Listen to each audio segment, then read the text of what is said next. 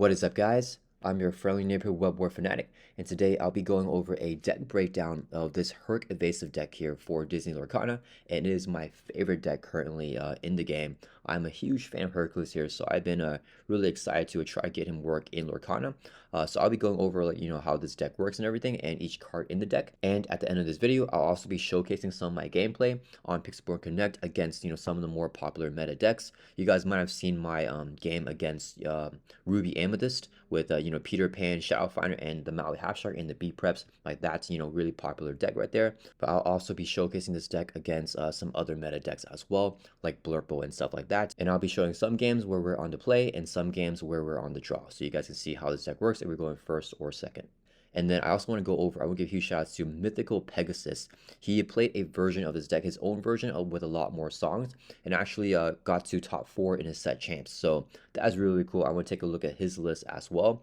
But yeah, I don't really play it competitively. I just play, on Pixelborn Connect and play against people that are preparing for set champs, and it's done pretty well against them. But I haven't personally went to a set champs or anything like that with this though. So yeah, let's go through the deck breakdown here. So this is on Dreamborn here, and the deck is not super expensive. It's around $100 right here to build this deck.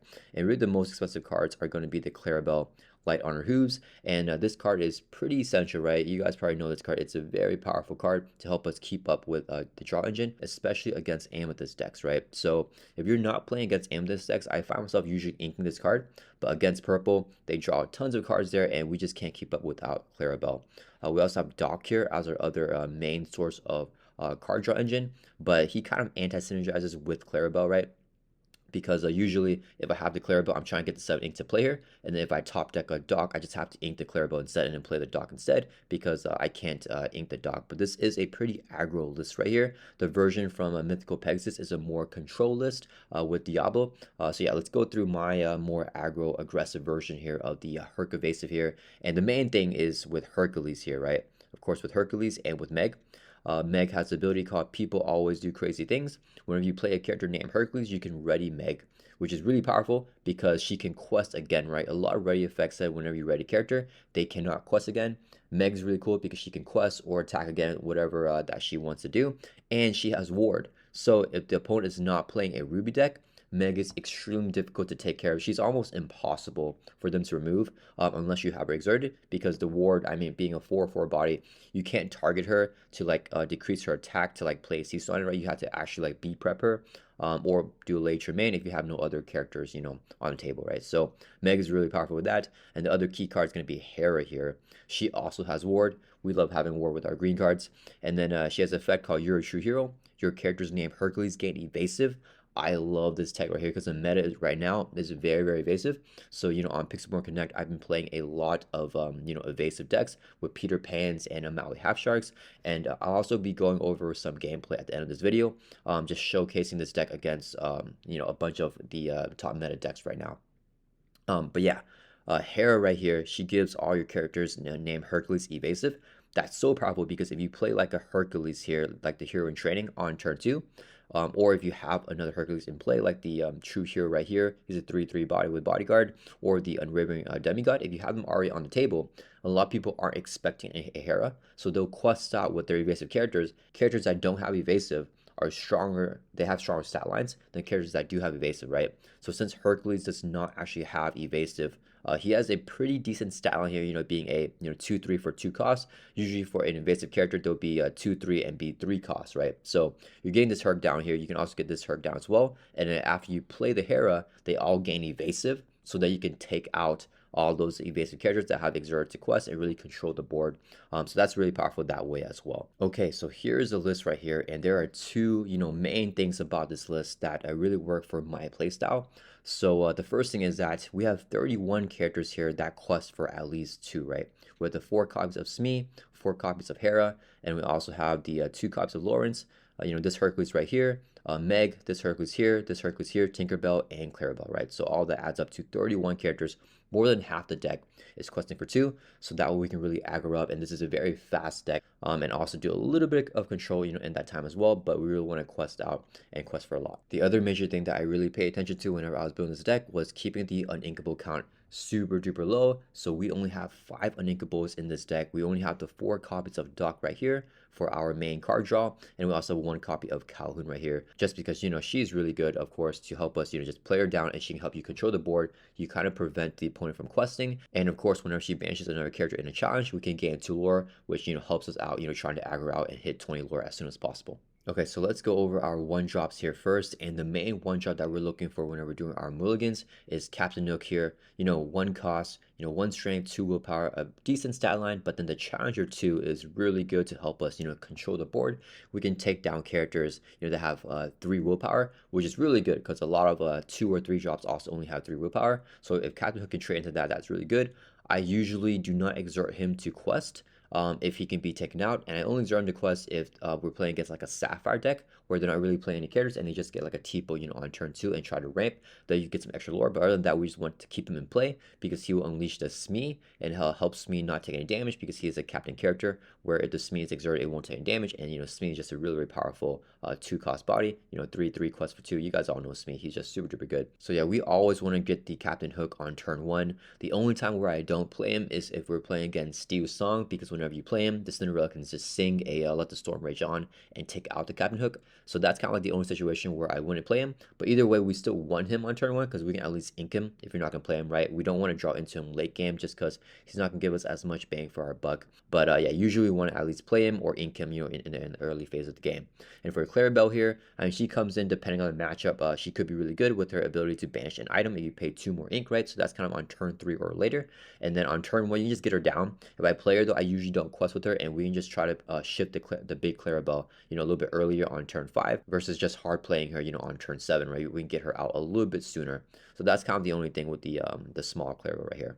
Okay, so for our 2 drops here, we have a couple. We have 4 different ones right here. So the most important one is going to be the Mr. Smee. He's the one that we're looking for the most because he quests for 2. 3/3, you know, just an amazing stat line. Really helps us, you know, take control of the board. He's hard to take out as well, and he's giving us a lot of lore. If we don't get him, I do like to get the Hercules sometimes as well, right? If we have a Hercules in play, sometimes the opponent will just play an evasive character and they'll quest with it, and we can take them out by surprise on turn 3 by playing the Hera, and Hercules can challenge into the evasive character. There are very few evasive characters that are 2 costs or less that have more than 2 willpower, so Hercules can take out a lot of those earlier evasives, right? He can help you deal with Diablos as well, because you just play him there, Diablo does whatever, then you play a Hera, give him the Hercules evasive, and the Hercules can just take out, you know, that 3-drop evasive Diablo. And then Calhoun is also really good to just get down here. I don't have a lot of copies just because I want to keep that uninkable count really low, because I've experimented this deck with a lot more uninkables, like Then Along Came Zeus or Grab Your Swords, and I found that those to be a lot more clunky because we're desperately trying to get to, you know, 5 ink to play Megara or 6 ink to play Hercules. Right? We have a ton of these big bodies right here, and if we can't ink every single turn to play these cards, it could be really tough for us, right? So we definitely want to be inking, and we want to get to the point around, you know, turn 5 or 6 where we're just top decking so that we get the full benefit out of Doc as well, right? So yeah, I'll definitely also keep a Calhoun in hand, Hercules and Smee as well if I'm doing my mulligans. And then for Doc right here, I usually don't keep it in my hand unless we're playing a discard deck, right? Then I might want to hold on to him because I know I'll run out of cards in my hand a lot sooner than before. But other than that, I'm fine just drawing into a Doc. We don't want to hold him because when I hold him, I usually draw into another Doc, so we have like a bunch of Docs in hand, which is definitely not good because, you know, we can't ink them, so we're gonna be stuck with the Docs or other Docs discarding, you know, these Docs, right? So yeah, that's kind of the 2 drops right here. And then for the 3 drops, we definitely want to hold on to Hera in the mulligan as well, just because she can unleash the Hercules. And yeah, it's a very powerful combo having Hera out because of that ward, and she kind of protects all the Hercules by giving them evasive. So a lot of games, whenever I'm playing an opponent that does not have evasive characters, which is a little bit more rare nowadays, but if your opponent does not have a lot of evasives, then you can just quest out with the Hercules here, with, you know, this one as well that can quest for 2, and then your opponent cannot challenge you since they don't have an evasive character, and you're questing with evasives, and they can't take out the Hera because she has ward, so you can't play like a Brawl or something like that. You have to like B prep her or play like a big Sisu, which is usually a lot later on the game, right? Really the big counter to our deck are Ruby decks, but even against Ruby Sapphire, it's not that tough because we go a lot more quickly, and we can try to hit 20 before Ruby Sapphire really gets set up with all their ink. But yeah, Ruby Amethyst is going to be a tougher matchup, but definitely Ruby decks is our big weakness with this deck here. The other 3 drops that we have are the Hercules right here, the True Hero with Bodyguard. So just, you know, 3/3. One really interesting interaction between the Hercules and Hera here. It's a little bit weird, and it's one thing that I really did not like in set 4, but I found it to be a lot better right now with the current meta with a lot more evasive characters. So Hercules has bodyguard, and then Hera gives Hercules evasive, right? So the way that bodyguard and evasives work in Lorcana is that if you have a bodyguard character but they're evasive, and your opponent has like, let's say like a Merlin Rabbit, so a non-evasive character, they can challenge into the Hera even if we have the true hero Hercules right here exert as well, because a non-evasive character like the rabbit cannot challenge an evasive character, so the bodyguard kind of like is nullified there.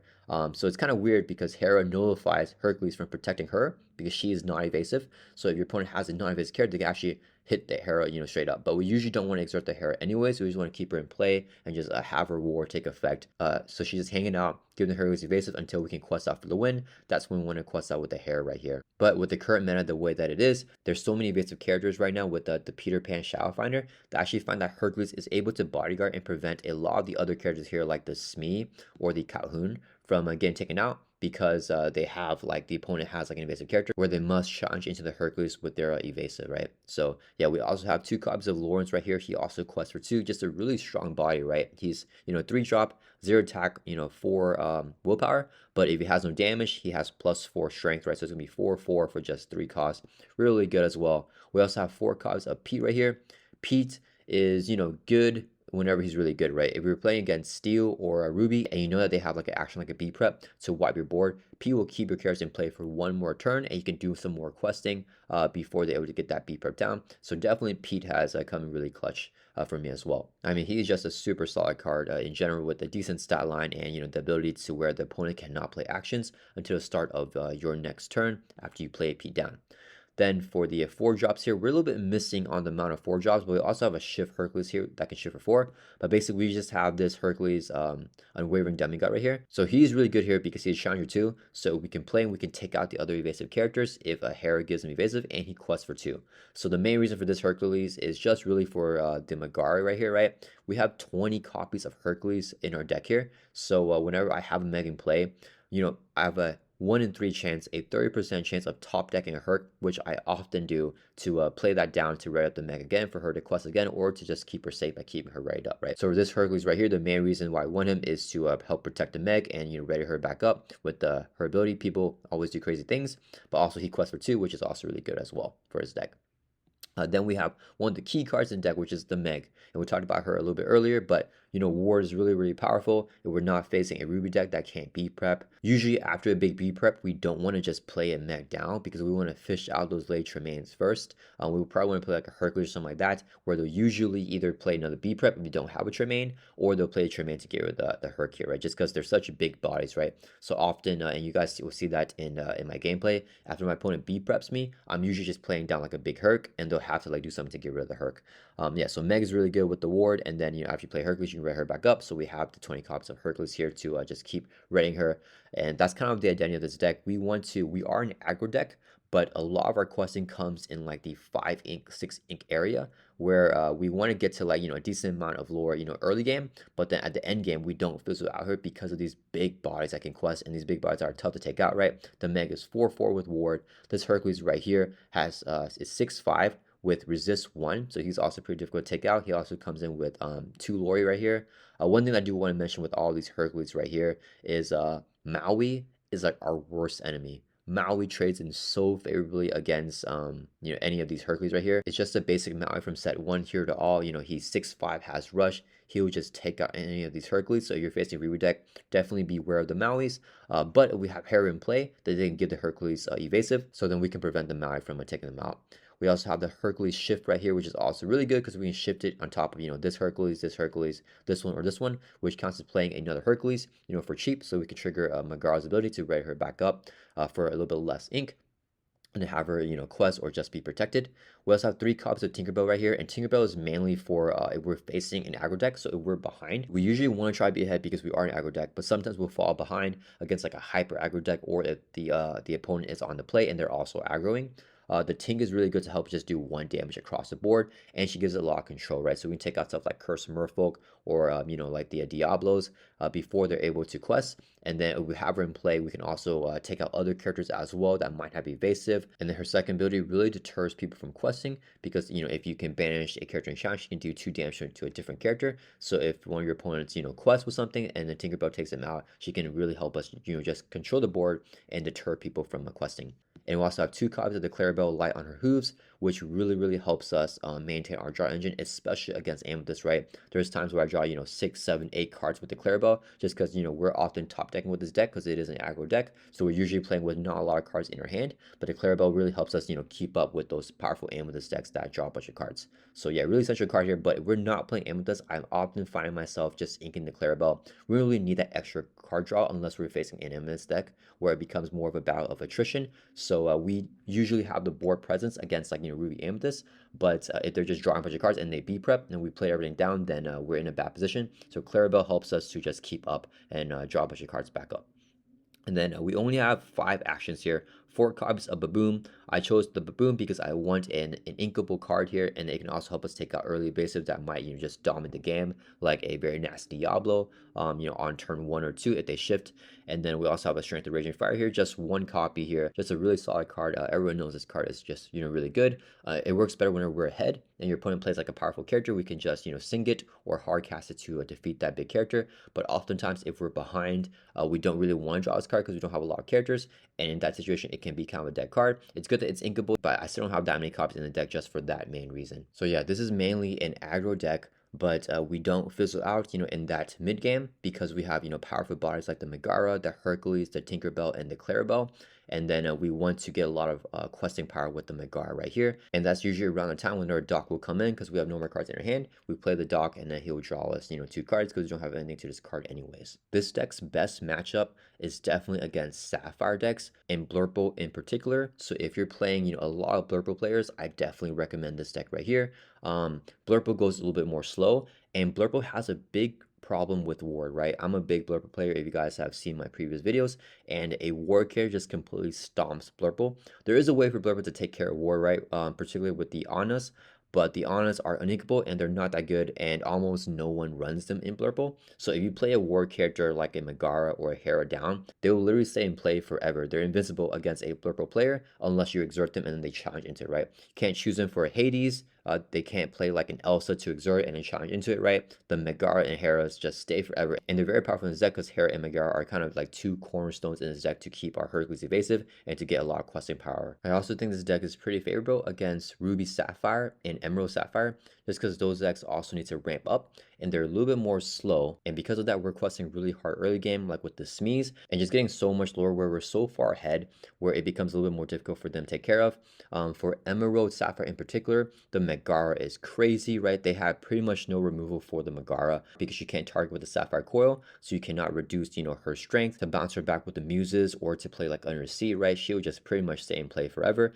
And each time we top deck a Hercules, we can just quest with the Meg, right? And then for Ruby Sapphire, often they have to play that B prep to destroy our board, but right after that happens, we can immediately play like a big Hercules on this one, or like a Tinkerbell or a Clarabelle, right? And we get that big body down, they have to do something drastic to take it out again, right? Usually they don't have the Lage Remains there, so they have to B prep again, or do some combination of like the Sapphire Coils and ink a lot of cards and then play like a CC or something like that. So I really found having these big bodies for late game and top decking them to be really good. And if you're in the part of the game where you're top decking, you don't want to draw into one of these weaker characters right here like the Captain Hook or the Clarabelle. That's a deck breakdown here for Emerald Steel Herk-vasive, really focusing around Hercules, Megara, and Hera here. And this is my aggro version of the deck. I do want to go over Mythical Pegasus here. This is a really cool deck. He posted this on Reddit and he got top 4 with this deck right here.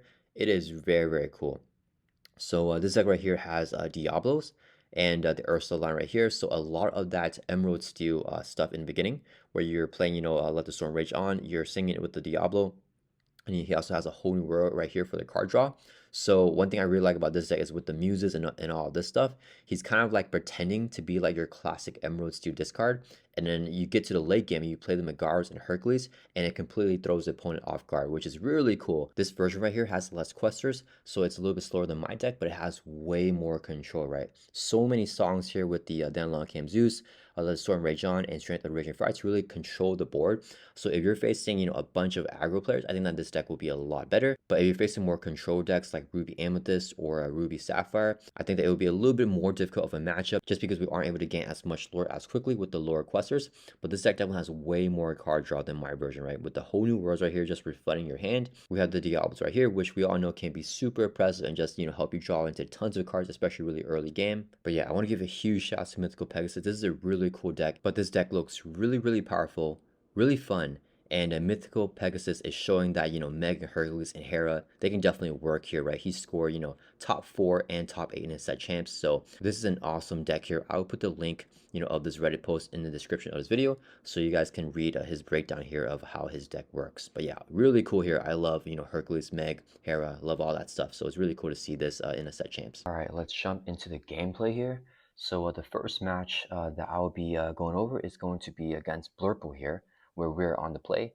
And yeah, I think that the more that Blurle, takes over the meta, the better it is for this type of deck because our ward is just really good against Blurle. So we're just doing our mulligans here on Pixelborn Connect, and we're sending the cards back and then shuffling back up. So I would highly recommend digging for Hera and Meg. Meg will be a little bit later on, but Hera is going to be really good in this matchup just because of her ward, and yeah, that's Blurple's biggest weakness. So we're doing our mulligans, shuffling back up, and I'm not sure if I got the Hera, but definitely for the 1-drops, we still always want Captain Hook, and the Smees are really good for the 2-drops here.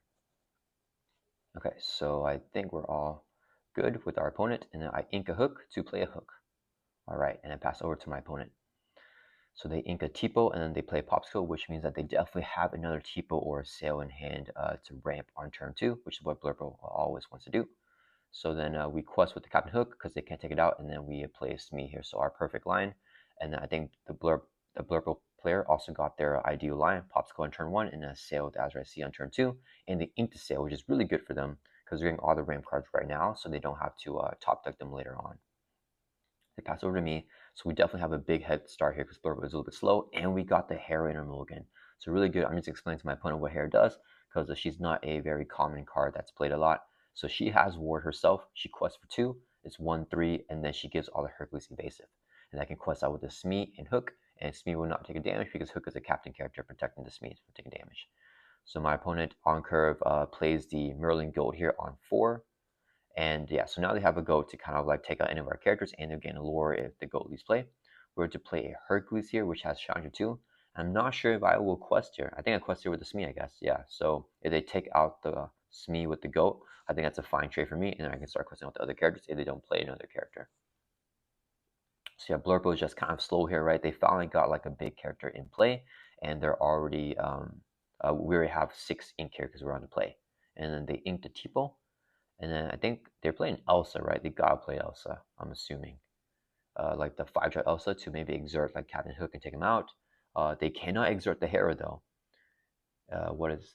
Yeah, that is Elsa. And they exert the Hercules actually. So the goat trades really favorably with the Hercules. But I'll just remind them that Hera gives the Hercules evasive. So actually, the goat isn't able to take the Hercules out because goat does not have evasive himself, and Elsa does not have enough strength to take out the Hercules. So once again, the Hera just coming in really powerful for us, giving Hercules evasive. So they play, I think they still play the Elsa. Didn't quite catch that card. There's a little bit of glare on my opponent's screen. Yeah, if you guys caught it, let me know. But yeah, the goat takes out the Smee here. Oh, a Cogsworth. Gosh, that makes sense. Yeah, so the goat can take out the Smee with the resist 1, so the goat lives. So it's a very good trade for my opponent. So I just quest here with the Hercules because it has evasive and they don't have an evasive character. I played the Megara here. Okay, so when the Megara comes down on 5, that's when it really goes crazy for us. I'm just explaining what she does because, they're not a very popular card. Megara also has ward just like the Hera. Quest for 2. Each time I play Hercules, she readies back up, right? So what I want to do now is just play Hercules every single turn, quest with the Meg, and then ready her back up, and then just protect her. So I go ahead and quest here with the Hook. I think we don't have any more Smees in our hand, so I'm okay if they just take out the Hook there. Probably not the best play though. I think it would be better to just leave the Hook unexerted, but because of that Elsa, I know that they just exert the Hook because they can't exert the Hera or the Meg anyways because of the ward. So I think that's why I went ahead and quested with the Hook here, just because I felt like he's gonna get taken out anyways. Yeah, so I pass back over to my opponent, and they have 6 ink here. They ink the Elsa, and then they play Elsa. So they did play Elsa anyway. So Question Hook is fine because it would have been exerted because they can't exert the ward characters with Meg and Hera. Elsa does 2 damage to Hercules, takes 2 damage back because Hercules has challenge 2, but doesn't have any extra attack during their turn. And then the goat will take out the Captain Hook, and with the resist 1 with the Cogsworth, goat doesn't even take any damage there. So, or goat should have 2 damage from the Smee. I believe they forgot to put that on, and I also forgot to. But it doesn't really matter to me. I think I just didn't really care because I'm just trying to quest out here against Blurple. So my opponent ends their turn. They heal the Elsa back up, and then they pass back over to me. So then I quest here with the Meg. I'm sure I have a Herc, right? So ink a Clarabelle to play the big 6-drop Hercules. And yeah, against in this particular matchup, even though they are playing Amethyst, I usually want to hold into Clarabelle.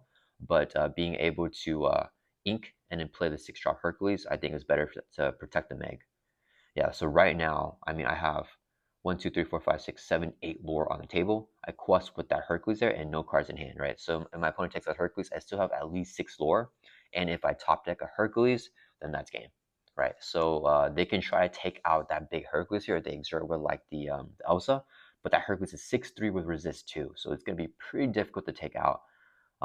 They just Hades it. Yeah, okay. So Hades is going to be a very easy way to take out that Hercules, right? But Hades cannot target the 2 war characters with Meg and Hera. So now I'm at 13 lore. All I'm trying to do now is just wait till I get more Hercules. And, we have 20 Hercules in the deck. So that's 33% of all their cards. So we have a 1 in 3 chance of drawing Hercules.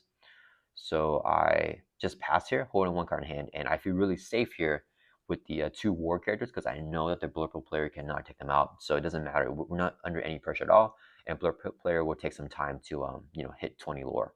So we have a bit of a breathing room here. I'm not sure what that 1 card in my hand is and why I didn't just go ahead and play it. I'm not sure if I have a plan with that card, but I'm sure we'll find out in a bit what that card was. So they play Scrooge McDuck and quest out, so they get over 8 lore now. So I quest with the Meg, and I think we top deck a Herc. Yeah, so we got Herc here, right up the Meg. We're at 15 lore now. And then what's the last card in my hand? I'm keeping it. I'm holding that card. So now we have 5 lore on the table. So they have to take out that Hercules to just stay in this game. And if we top deck a Hercules next turn, then we win the game. So I pass over to my opponent. They ready back up.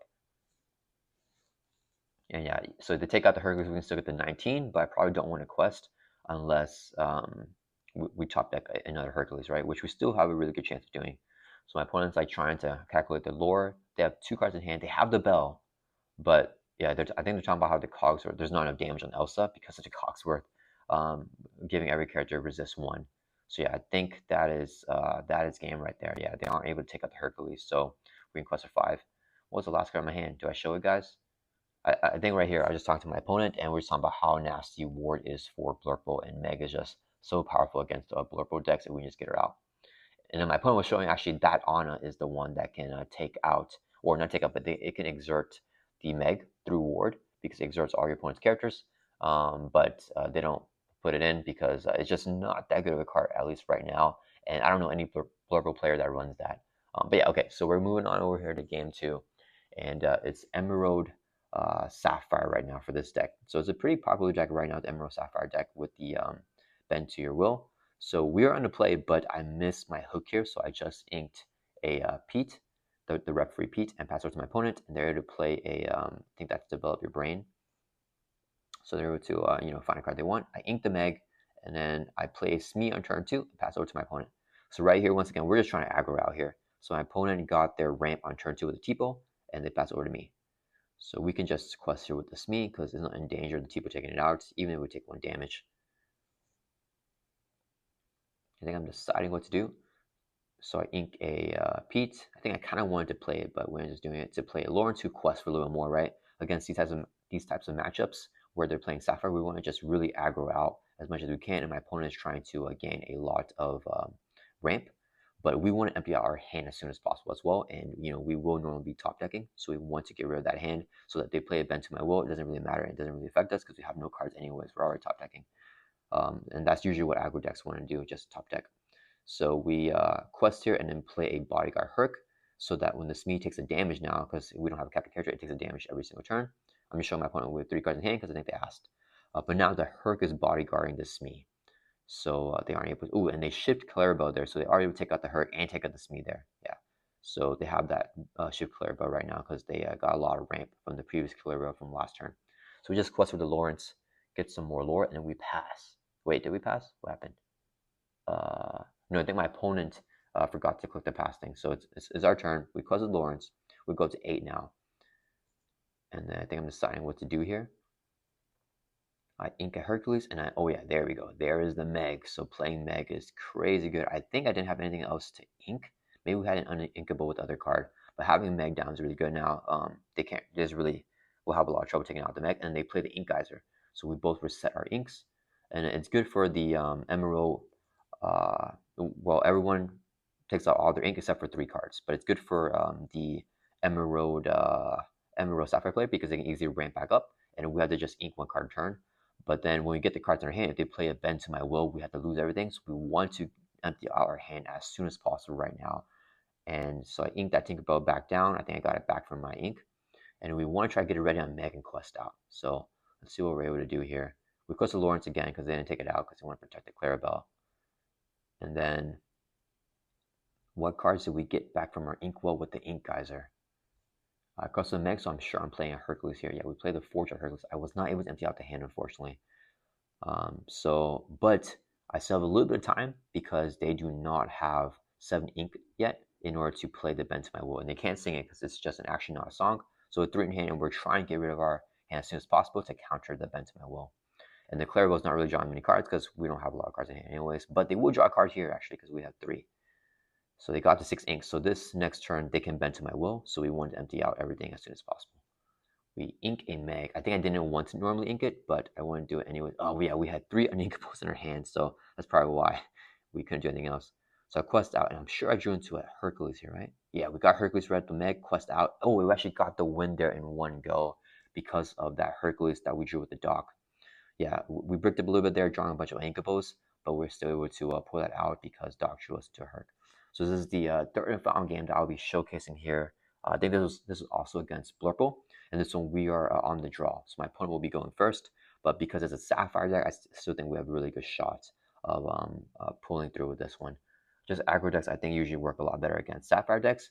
And then whenever we start to fizzle out, that's when the Meg really comes in with her ward, right? Because she's very difficult to take out in the mid to late game, even for like a very heavily ramped opponent, unless they're playing something like a B prep, right? All right, so we did our mulligans. We're shuffling up here. And then my opponent's going to start. So we are on the draw here, taking on Blurle. So they ink a Merlin Goat and they pass. So they did not get the pops go there, which would be more ideal for them. But we were able to get our 1 drop in the Captain Hook. And they're probably just going to play a Tipo or a Sail. So they do a Sail here, so they get their ramp. So that's good for them. And they pass over to us, and we should be safe to quest with the hook. They ink a Fox there. So they're up to a 3 ink. We have 2 now. We can play a Smee. Okay, so that's our ideal curve as well. And we quest with hook because there's no threat to take the hook out. So we're just trying to aggro out here. My opponent inks a Tamatoa, plays another Sail. So getting a lot of ramp right here. They can get up to 5. Yeah, 5 ink right now if they wanted to. So they spend 3 to play another team. Okay, so they get up to 6 ink here on their turn 3, which is pretty crazy. They only do 5 though, so I guess they don't ink 1 the cards that they could have with the Sail. So I play another Smee, and we just quest out here. Yeah, we're just trying to get as much lore as possible. And then I ink a Hercules, go to 3 ink, and then we're at 4 lore. Pass over to my opponent, and they play a Genie for some card draw because they've been emptying out a lot of the cards in their hand. Yeah, and a Genie is a really good card, but having only 2 strength, I mean, it's gonna be a little difficult to take out the Smees. So probably here I don't want to quest with the hook. I just want to quest with the Smees here, and then they'll stay protected by the hook. And then Genie can't take them out, so they have to sacrifice Tipo and have Genie swing into a Smee to take one of them out. So I pass over to me. There's 6 ink. I ink a Hercules, play a Hercules, and then I think we just quest out with the Smees. Yeah, so we go up to 8 lore now, and then we pass over to my opponent. Oh, I quest with the hook. Why did I do that? I don't know why we did that. So Genie could take out the hook, and then I guess we're just gonna quest out. I guess we're just gunning for lore. I still have 3 cards in hand here, So we play a Peter Pan shot for, okay, that is not good. So I should not have quested with the hook there, I think, especially with the Peter Pan. I think they didn't have enough damage. But with their 7 ink, they can play Peter Pan and Genie, and everyone has Rush, right? All the bases have Rush. So see what happened there. They trade in the Genie, and Tipo take out a Smee, and then Peter Pan and the other Genie take out the other Smee. Yeah, so take out a lot of our questing. So we're able to play a Megara down here, so that's pretty good, and we just quest out here for 3. So I think it's fine questing out with the hook because they chose to prioritize the 2 quests, which is just me anyways. So actually, in hindsight, I think the hook quest was fine there. Just to gain a little bit more lore. So we quest out, they hard cast a Friends, and the other 2 Genes to take out, our Hercules or our Hook. But the Gene took a lot of damage from the Smees, because Smees has 3 strength and 3 willpower, so it's a little bit tough. But I think they have to take out the Herc here just because we're getting so much lore. They sing the Friends as well, so drawing tons of cards here. And then they play a Fox to bounce the Genie. They take our Hercules, which is really good for them. And I think I was reminding them that the Hercules only has 2 strength right now. It has challenge 2, but the Fox will live. Genie takes out the hook and trades because it already has 3 damage from this Smee. All right, pass over to us. So they're on the draw, but we're already up to 12 lore here as an aggro deck, and Megara is going to be the toughest one to take out. So we draw for turn, quest with the Meg. I'm sure we play a Hercules. We ink the Smee now, and then we play a big bodyguard Hercules, which we're ready up our Meg, and we can quest again because of the bodyguard on the Hercules, right? In hindsight, that's probably a little bit dangerous to play because if they can Hades the Hercules, then the Fox would take out Meg. But either way, we're at 16 with 4 cards in hand here. So because we've been playing such big bodies, I think we have still a lot of card draw. So even if our board gets wiped here, I think we're still pretty good. Just ending right now with 16 lore, but probably holding on to the Meg and not questing where there and just keeping her protected would have been the better play. But it looks like my opponent does not have a Hades in hand, so they just draw more with the Genie. So if they don't have a Hades, the Hercules will be very difficult to take down, right? They trade in the Fox. Hercules takes 3 damage because of his resist 1, and they play another Fox that spent everything to take out the Hercules, which is a little bit of a tough turn here. Oh, we only have 1 card in hand. I kind of messed that up. And we can see what I drew. I drew a Meg. I inked it. Oh yeah, I played a Doc here to try to get a Hercules top deck, and we did not get it here, guys. If we got it, that would have been really good. But we're able to play a Lawrence, and I just passed here. Yeah, I wanted to go, if I just played the Meg, then we would have won for sure because we have just 2 war characters. But I wanted to get the Doc down and then just draw into Hercules and try to win this turn. So definitely the riskier play that did not end up rewarding me, but probably should. Yeah, so there you go. That was the end of the game. They had the Hades there, but they couldn't target the Meg, and we're just way too far ahead. So yeah, that is some gameplay showing how Herc-vasive works. And yeah, I hope you guys all enjoyed this video. If you guys want to see some other gameplay with this deck against a Ruby deck, we do have a hardcore ranked best of 3 game that I posted earlier in the week that I'll put the link somewhere on this video for you guys to click on. But yeah, I hope you guys all enjoyed this one. If you have any questions about how this deck works and any particular matchup, definitely let me know down in the comments. I read and respond to every single comment. So yeah, I hope you guys all enjoyed this one, and I'll see you guys all in the next one.